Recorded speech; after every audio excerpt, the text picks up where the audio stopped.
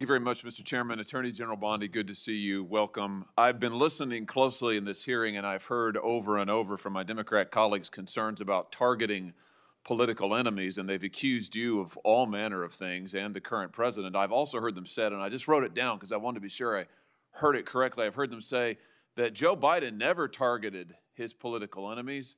Joe Biden never directed his attorney general to target his political opponents.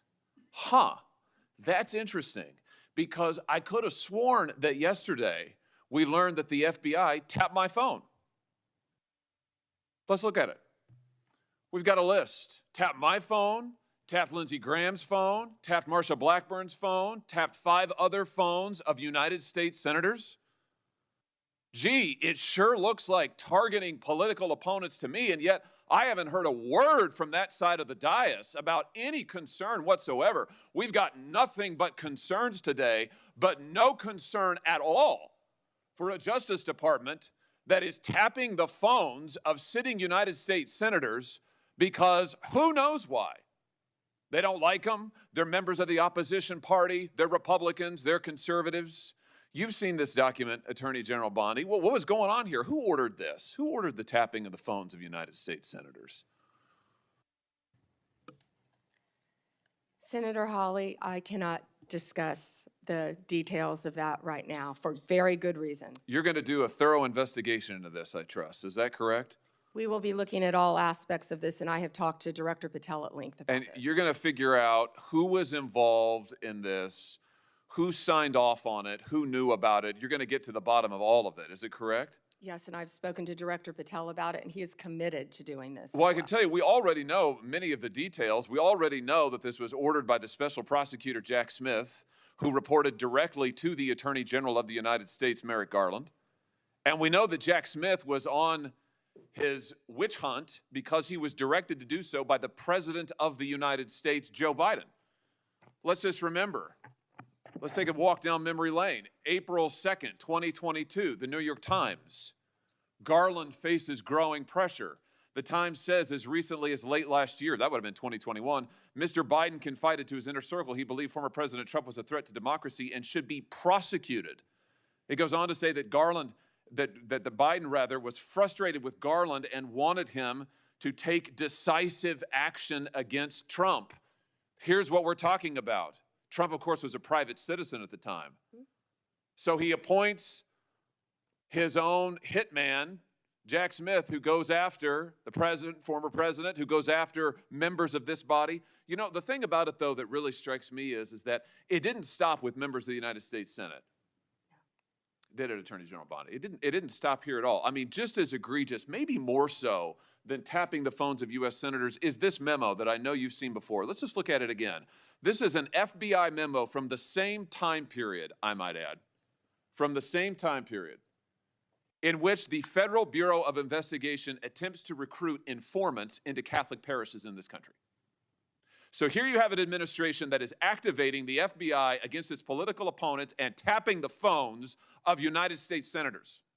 Can I just say that again for my colleagues, for the benefit of my colleagues on the other side of the dais? Tapping the phones of United States senators. This isn't hypothetical. This isn't maybe what will you do in the future. This isn't, oh, gee, can you imagine a situation? This happened. This happened. And this happened, the targeting of Catholics in this country because Joe Biden and his FBI didn't like Catholics who went to a certain kind of mass. I mean, good God in heaven, what is happening to this country? What happened under Joe Biden? Or then how about this, the infamous school board memo, where Merrick Garland, at the direction of the White House, issued a memo activating the FBI's counterterrorism division against parents who attended school board meetings and had the temerity to ask what their kids were being taught. And some of those parents were treated like this. Let's just remember. Let's remember how parents were treated. Treated like this man. That's right. A parent at a school board meeting, I think in Virginia, who was drug out of the school board meeting. He's bloodied there, you can see it. And what was the response of Joe Biden's DOJ and FBI? It was to issue a memorandum saying that people like this ought to be investigated by the counterterrorism unit. And unbelievably, they were. They were. Or how about this? Let's remember Mark Houck and the pro-lifers who were prosecuted for what? For going to a clinic, an abortion clinic, and praying on a sidewalk outside an abortion clinic. This is Mark Houck and his beautiful family at Mass. This man, at the direction of Joe Biden's FBI, this man had an FBI SWAT team come to his door in the early morning hours with his beautiful children there, terrorizing them with weapons drawn. He was then arrested and prosecuted. Unfortunately, a jury acquitted him. This is what was happening under Joe Biden. United States senators spied upon. Former presidents, the political opponents of the president at the time, targeted, prosecuted. Pro-lifers, targeted, prosecuted. Catholics, targeted, prosecuted. 92 conservative organizations put under surveillance, targeted for potential prosecution. Gee, I don't know. Would you call that an example of weaponization, Attorney General Bonnie? Do you think that's a fair characterization?